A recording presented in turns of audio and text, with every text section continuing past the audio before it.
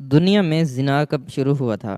حضرت حابیل کو قتل کرنے کے بعد قابیل اپنی سگی بہن اکلیمہ کو لے کر ایک پہاڑی پر چلا گیا۔ قابیل پہلے سے ہی اپنی بہن اکلیمہ کو چاہتا تھا، اس لیے جب رات ہوئی تو شیطان نے قابیل کو ورغلایا کہ اپنی بہن سے زنا کر لو۔ چنانچہ قابیل اپنی سوئی بہن کے ساتھ لیٹ گیا اور پھر بسم اللہ الرحمن الرحیم حابیل اور قابیل حضرت آدم اور حضرت حوا کے حقیقی بیٹے تھے، لیکن خدا کی قدرت کہ دونوں بھائیوں کے مزاج، عادات و اطوار میں زمین و آسمان کا فرق تھا۔ بڑا بھائی قابیل مزاجاً غصے کا تیز، بد زبان اور فطرتاً برائی کی جانب راغب تھا۔ حسد، بغض، سرکشی، تکبر اور انتقام کا جذبہ اس کی سرشت میں شامل تھا، اور اس کا ذریعہ معاش کھیتی باڑی تھا، جبکہ چھوٹا بھائی حابیل نیک سیرت، متقی، پرہیزگار، منکسر المزاج اور عاجز انسان تھا۔ وہ بھیڑ بکریاں چرایا کرتا اور فارغ وقت اپنے والد کی خدمت میں گزارتا۔ قابیل شکل و صورت میں حابیل سے زیادہ خوبصورت تھا، جبکہ حابیل واجبی خد و خال کا مالک، لیکن اپنے بڑے بھائی قابیل کے مقابلے میں زیادہ قوی و طاقتور تھا۔ ویسے تو والدین کو اپنے تمام بچے پیارے ہوتے ہیں اور وہ سب ہی سے محبت کرتے ہیں، لیکن حابیل کے مکارم اخلاق، نیک سیرت، فرما برداری اور دیگر خصوصیات کی بنا پر حضرت آدم علیہ السلام چھوٹے بیٹے کو زیادہ پسند فرمایا کرتے اور اسے اپنا جانشین مقرر کرنا چاہتے تھے، جبکہ قابیل کی عادات بد کی وجہ سے اس کے متعلق متفکر رہتے اور اس کی اصلاح کی کوششیں بھی کرتے تھے۔ قرآن کریم نے حضرت آدم علیہ السلام کے ان دونوں صاحبزادوں کے نام لے کر مخاطب نہیں کیا، البتہ تورات میں ان کے نام حابیل و قابیل بیان کیے گئے ہیں۔ ان کے واقعے سے متعلق حافظ حدیث علامہ عماد الدین ابن کثیر نے سند کے ساتھ ایک روایت نقل کی ہے، جو حضرت عبداللہ بن مسعود رضی اللہ تعالیٰ عنہ اور بعض دوسرے صحابہ سے منقول ہے کہ جب حضرت آدم اور حضرت اماں حوا دنیا میں تشریف لائے اور توالد و تناسل کا سلسلہ شروع ہوا تو ان کی نسل میں اضافے کے لیے ہر ایک حمل سے ان کے دو بچے توام یعنی جڑواں پیدا ہوتے، ایک لڑکا اور دوسری لڑکی۔ بہن بھائی ہونے کی وجہ سے ان کا آپس میں نکاح حرام تھا، چنانچہ اللہ تعالیٰ نے اس وقت کی ضرورت کے لحاظ سے شریعت آدم میں یہ خصوصی حکم جاری فرما دیا تھا کہ حضرت حوا سے توام پیدا ہونے والے لڑکے اور لڑکی کا عقد دوسرے وقت میں پیدا ہونے والے توام بچوں سے کر دینا جائز ہے۔ اسی حکم کے مطابق قابیل اور حابیل کی شادی ہونا تھی۔ قابیل عمر میں بڑا تھا، اس کے ساتھ اس کی جو ہمشیرہ پیدا ہوئی وہ حابیل کے ساتھ پیدا ہونے والی ہمشیرہ سے بہت زیادہ حسین و خوبرو تھی۔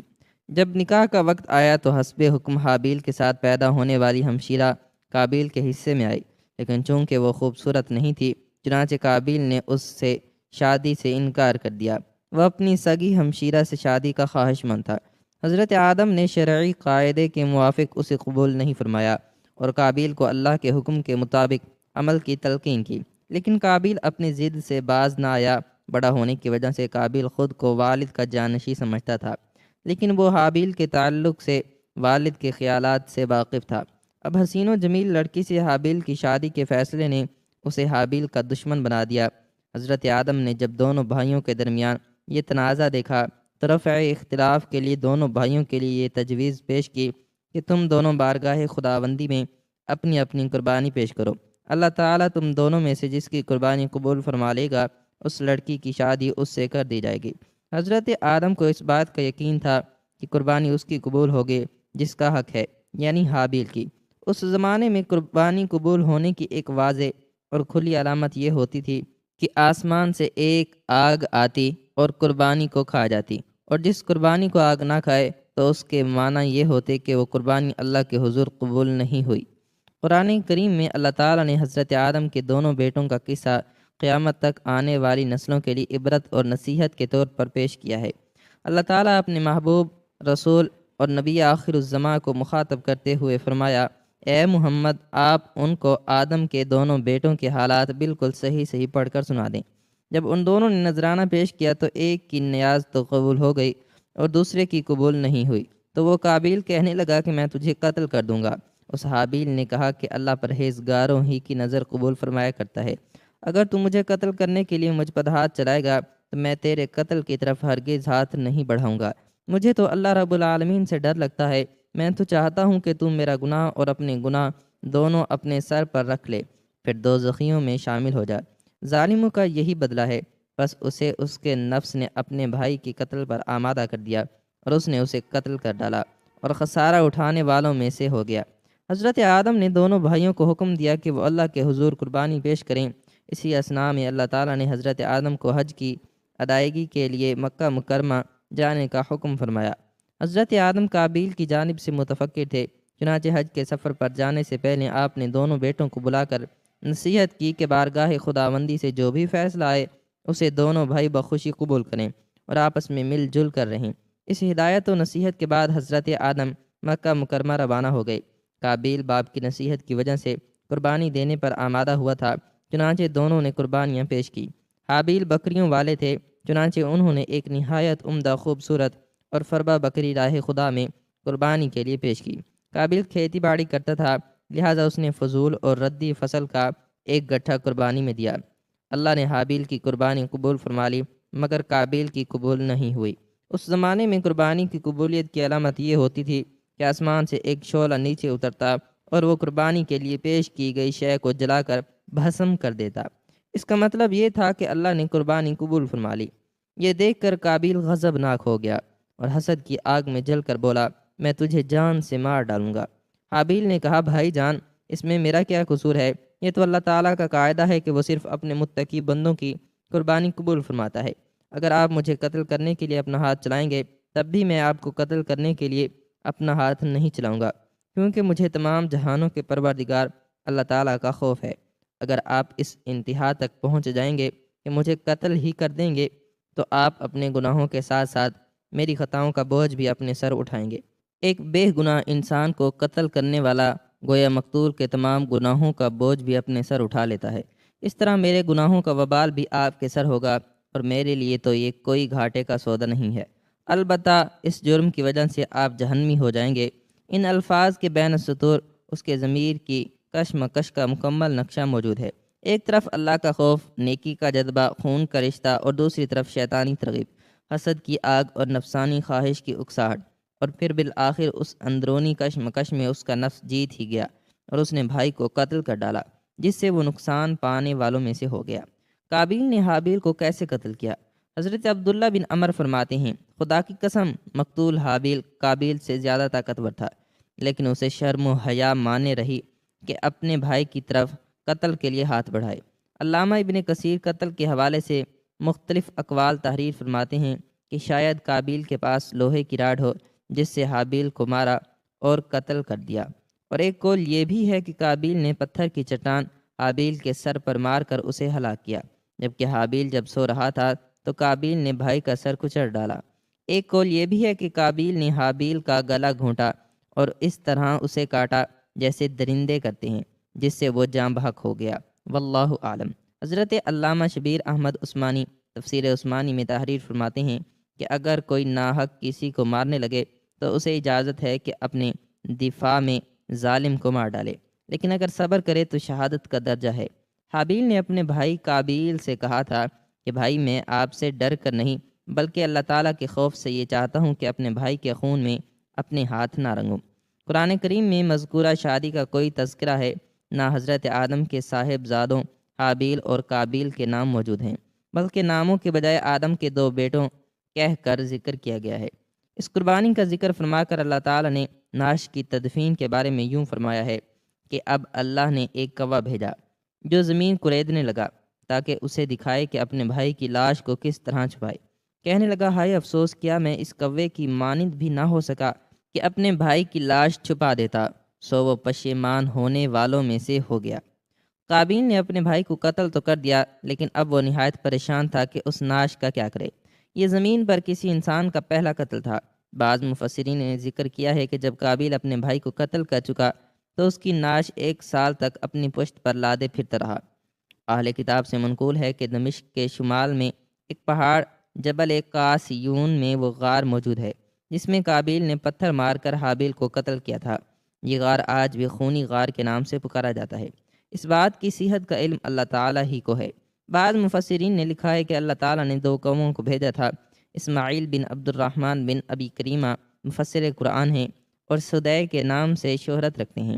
وہ اپنی سند کے ساتھ روایت کرتے ہیں کہ وہ کوے دونوں بھائی تھے، پھر دونوں لڑنے لگے حتیٰ کہ ایک نے دوسرے کو ہلاک کر دیا۔ پھر وہ قتل کے بعد زمین کی طرف جھکا اور اسے کھودنے لگا، پھر گڑھے میں کوے کو ڈالا اور اسے دفن کر کے چھپا دیا۔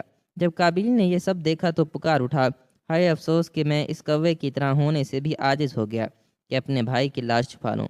پھر قابیل نے کوے کی پیروی کرتے ہوئے بھائی کو دفن کر کے چھپا دیا۔ اہل سیر لکھتے ہیں کہ حضرت آدم کو اپنے فرزند حابیل کے قتل کا سخت رنج و غم تھا، کیونکہ وہ ان کا جانشین تھا۔ حضرت آدم اس کی یاد میں 40 سال تک روتے رہے، یہاں تک کہ اللہ نے انہیں حابیل کے بدلے ایک نہایت نیک اور سعادت مند فرزند عطا فرمایا۔ حضرت آدم اور حضرت حوا نے ان کا نام شیس رکھا، جس کے معنی ہیں اللہ کا عطیہ۔ حضرت شیس کو اللہ تعالیٰ نے نبوت سے سرفراز فرمایا۔ حابیل کی ناش دفنانے کے بعد قابیل کو والد کے غصے کا خوف تھا، چنانچہ شیطان کے مشورے پر وہ یمن فرار ہو گیا، جہاں اس نے سکونت اختیار کر لی اور والد کے دین حق کو چھوڑ کر پہلے آتش پرستی بعد ازاں بت پرستی شروع کر دی۔ دنیا میں قتل و غارت، گردی، حسد و فساد اور آتش پرستی اور بت پرستی کی بنیاد قابیل ہی نے رکھی۔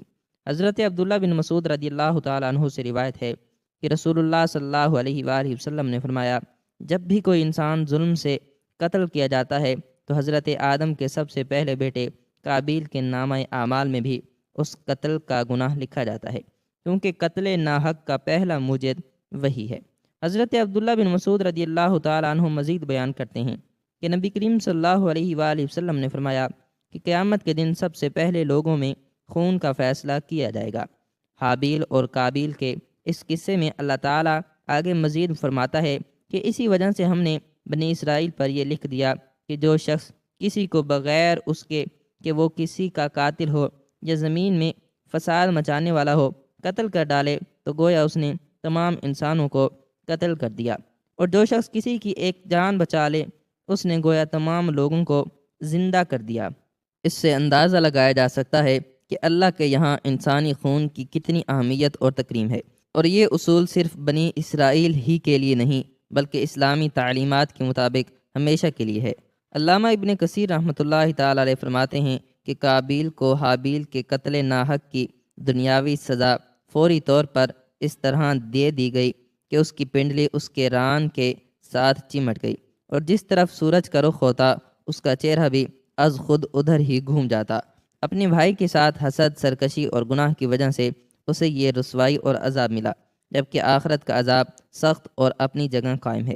حضرت مولانا مفتی محمد شفیع قرآن کریم میں بیان کیے گئے قصوں سے متعلق فرماتے ہیں کہ اہل نظر جانتے ہیں کہ قرآن کریم کا کوئی قصہ، کہانی یا تاریخ کی کتاب نہیں ہے کہ جس کا مقصد کسی واقعے کو اول سے آخر تک بیان کرنا ہو، لیکن ماضی کے واقعات اور گزشتہ اقوام کے قصص اپنے دامن میں بہت سی عبرتیں اور نصیحت رکھتے ہیں۔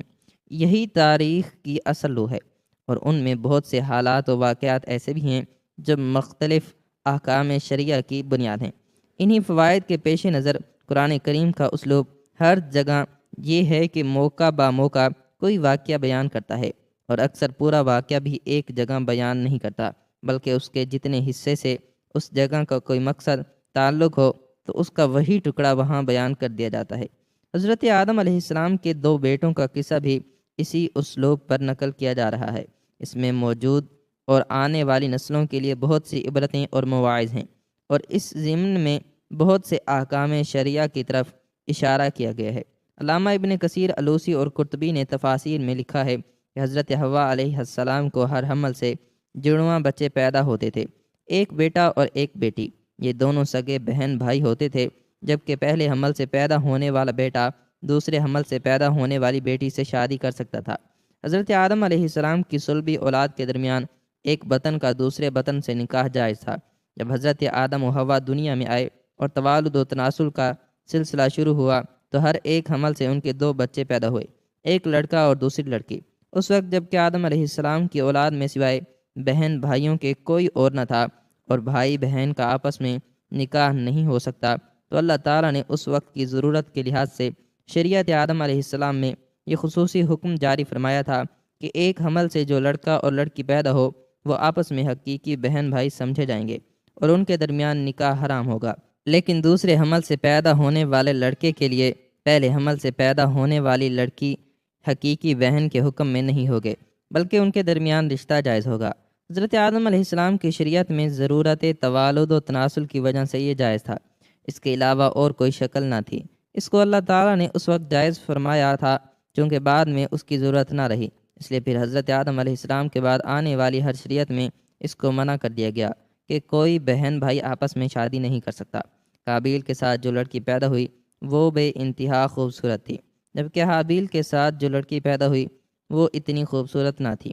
حضرت آدم علیہ السلام کی شریعت کے مطابق جب یہ جوان ہوئے تو قابیل کی شادی حابیل کی بہن سے ہونی تھی اور حضرت حابیل کی شادی قابیل کی بہن سے ہونی تھی، لیکن قابیل اپنی ہی بہن کو پسند کرنے لگا اور وہ اسی سے شادی کرنا چاہتا تھا، جبکہ شریعت آدم میں اس کی ممانعت تھی کہ ایک ہی حمل سے پیدا ہونے والے بچوں کی شادی آپس میں نہیں ہو سکتی۔ لہٰذا جب یہ صورتحال زیادہ بگڑ گئی تو حضرت آدم علیہ السلام نے ان دونوں کو اللہ کی راہ میں قربانی پیش کرنے کو کہا اور بتایا کہ جس کی قربانی کو آسمان سے آگ آ کر کھا جائے تو سمجھنا کہ اس کی قربانی قبول ہو گئی۔ قابیل کھیتی باڑی کا کام کرتا تھا، حضرت حابیل علیہ السلام بکریاں چرایا کرتے تھے۔ حضرت حابیل علیہ السلام نے اللہ تعالیٰ کے سامنے ایک بکری کا بچہ پیش کیا اور قابیل نے بھی اللہ تعالیٰ کی بارگاہ میں قربانی رکھ دی، چنانچہ حضرت حابیل کی قربانی قبول ہو گئی۔ ایک دن قابیل نے غصے میں آ کر حضرت حابیل کو پتھر مار کر قتل کر دیا۔ پھر شیطان قابیل کے پاس آیا اور اس کو گھر سے بھاگنے کے لیے کہا۔ شیطان کہنے لگا اگر تم یہاں رہو گے تو تمہیں تمہارا باپ مار ڈالے گا۔ بس اسی قتل کے ڈر سے قابیل اپنی سگی بہن اکلیمہ کو لے کر یمن کی پہاڑیوں میں جا بسا۔ اصل میں شیطان کو یہ ڈر تھا کہ کہیں قابیل توبہ کر کے حضرت آدم کا تابع دار بیٹا نہ بن جائے۔ پہاڑیوں میں جا کر نسل قابیل خوب بڑھنے لگی اور وہاں اس کی کثیر اولاد ہوئی۔ قابیل اور اس کی اولاد نے ہی سب سے پہلے آتش پرستی اور پھر شیطان کے بہکاوے میں آ کر بت پرستی شروع کر دی۔ دنیا میں قتل و غارت، حسد و فساد اور بت پرستی کی بنیاد قابیل ہی نے رکھی۔ حضرت عبداللہ بن مسعود سے روایت ہے کہ حضور نبی اکرم صلی اللہ علیہ وآلہ وسلم نے فرمایا دنیا میں جب بھی کوئی ظلم سے قتل ہوتا ہے تو اس کا ایک گناہ حضرت آدم علیہ السلام کے بیٹے قابیل کی گردن پر ضرور ہوتا ہے، اس لیے کہ یہ وہ شخص ہے جس نے ظالمانہ قتل کی ابتدا کی اور یہ ناپاک طریقہ جاری کیا۔ اس دن کے بعد حضرت آدم علیہ السلام مسلسل پریشان رہنے لگے۔ حضرت آدم علیہ السلام اللہ تعالیٰ کی بارگاہ میں دعا کیا کرتے تھے، یا اللہ تعالیٰ مجھے نیک اولاد عطا فرما۔ اللہ تعالیٰ نے حضرت آدم علیہ السلام کی دعا قبول فرماتے ہوئے حضرت آدم کو ایک لڑکا عطا فرمایا جس کا نام حضرت شیث علیہ السلام تھا۔ حضرت شیث علیہ السلام جوان ہوئے تو حضرت آدم علیہ السلام نے اپنا جانشین حضرت شیث علیہ السلام کو مقرر کر دیا۔ ان کو حکم دیتے ہوئے کہا کہ اپنے بھائی قابیل سے ہمیشہ دور رہنا۔ جب حضرت آدم علیہ السلام کا وصال ہوا تو اللہ تعالیٰ کی طرف سے بے شمار فرشتے زمین پر نازل ہوئے۔ انہوں نے حضرت شیث علیہ السلام کو اپنے باپ کو دفن کرنے کا طریقہ بتایا۔ اس کے بعد حضرت حوا کا بھی وصال ہو گیا۔ اس کے بعد زنا کی شروعات ہوئی۔ اس کے بعد ایک وادی میں قابیل اور اس کی اولاد رہنے لگی۔ شیطان ایک آدمی کی شکل میں ان کے پاس آیا۔ شیطان نے ان دونوں کو عیش و عشرت میں لگا دیا۔ شیطان نے ان کو ایسے ایسے کپڑے اور گانے بجانے کے طریقے سکھائے کہ وہ کبھی بھی ان کو نہ بھول سکے۔ انہوں نے ایک دن میلے کے لیے مقرر کیا جس پر وہ برہنہ عورتیں اور مرد اکٹھے شرکت کرتے۔ اس میلے پر طرح طرح کے گانے اور موسیقی کی آوازیں آتی تھیں۔ اس طرح جو شخص مومن تھا ان کو بھی یہ آوازیں سنائی دیتی تھیں۔ ایک دن ایک مومن کے دل میں خیال آیا کہ میں یہ سب کچھ قریب سے دیکھنا چاہتا ہوں۔ ایک دن وہ مومن اپنے ساتھیوں سے چوری وہاں سے نکلا اور قابیل کے لوگوں کے پاس آ گیا۔ اس نے دیکھا کہ قابیل کی اولاد بے حیائی اور فضول کاموں میں لگی ہوئی ہے۔ اس شخص نے وہاں جا کر دیکھا تو وہ عورتیں بہت ہی خوبصورت اور حسین تھیں۔ اس حوالے سے روایت میں آتا ہے کہ حضرت شیث اور اس کے ساتھی بہت ہی حسین و جمیل نوجوان تھے۔ ان کی نسبت ان کی عورتیں زیادہ پیاری نہ تھیں۔ قابیل کی اولاد میں لڑکیاں تو بہت ہی پیاری تھیں لیکن ان کی نسبت مرد زیادہ حسین و جمیل نہ تھے۔ وہ شخص قابیل کی اولاد اور عورتوں سے بہت ہی متاثر ہوا۔ اس کے بعد وہ واپس آ گیا۔ اس نے مومنین کو بھی ان کی عورتوں کے بارے میں بتایا۔ ان میں سے جو کمزور ایمان والے تھے وہ قابیل کی اولاد کی طرف ہجرت کرنے لگ گئے۔ کافی حد تک مومن لوگ بھی قابیل کے فتنے میں داخل ہوتے گئے اور فضول کاموں میں شامل ہوتے جا رہے تھے۔ اس طرح وہ ایک دوسرے کی طرف مائل ہوتے گئے، جہاں سے زنا جیسے کبیرہ گناہ نے جنم لیا۔ روایات میں آتا ہے کہ حضرت شیس علیہ السلام کے ساتھ رہنے والے ساتھیوں کی تعداد بہت ہی کم رہ گئی تھی، جو کہ قابیل کا گروہ کافی مضبوط اور طاقتور ہو چکا تھا۔ وہ حضرت شیس اور ان کے ساتھیوں کو تنگ کرتے رہتے تھے، ان کو طرح طرح کی تکلیفیں دیا کرتے تھے۔ حضرت آدم نے وفات کے وقت حضرت شیس کو نصیحت کی تھی، اے میرے جانشین، میرے بعد تقوی اختیار کرنا اور اپنی نسل کو قابیل سے پاک رکھنا۔ ایسا ہی ہوا۔ حضرت شیس نے شادی سے انکار کیا، جس پر قابیل کے بیٹے حضرت شیس کی اولاد میں سے لڑکی کو اٹھا کر لے گئے، جس پر حضرت شیس نے اللہ کے حکم سے قابیل کے لشکر پر حملہ کیا اور ان کو تہس نہس کر کے لڑکی کو آزاد کروا لیا۔ مسلمان، یہودی اور عیسائی اس بات پر متفق ہیں کہ اس وقت دنیا میں جتنے بھی لوگ موجود ہیں وہ نسل شیس علیہ السلام سے ہیں، کیونکہ حابیل 20 سال کی عمر میں شہید کر دیے گئے اور ان کا کوئی جانشین نہ تھا۔ قابیل اور اس کی اولاد شیطان کی پیروکار بنی، جس کو طوفان نوح میں غرق کر دیا گیا تھا۔ اس لیے نسل انسانی صرف اور صرف حضرت آدم کے تیسرے بیٹے حضرت شیس علیہ السلام سے ہے۔ اگر دیکھا جائے تو زنا اس وقت ہی شروع ہو گیا تھا جب قابیل نے اپنی بہن اکلیمہ کو لے کر وہاں سے بھاگ گیا تھا۔ اس نے اپنی بہن کے ساتھ ہی اپنی اولاد کو جنم دیا۔ اللہ تعالی ہمیں ہر گناہ سے محفوظ رکھے اور ہمیں نیک اعمال کرنے کی توفیق عطا فرمائے اور ہمارا خاتمہ ایمان پر فرمائے، آمین۔ ناظرین، کمنٹ باکس میں اللہ تعالیٰ کے 99 ناموں میں سے کوئی ایک نام ضرور ٹائپ کریں۔ شکریہ۔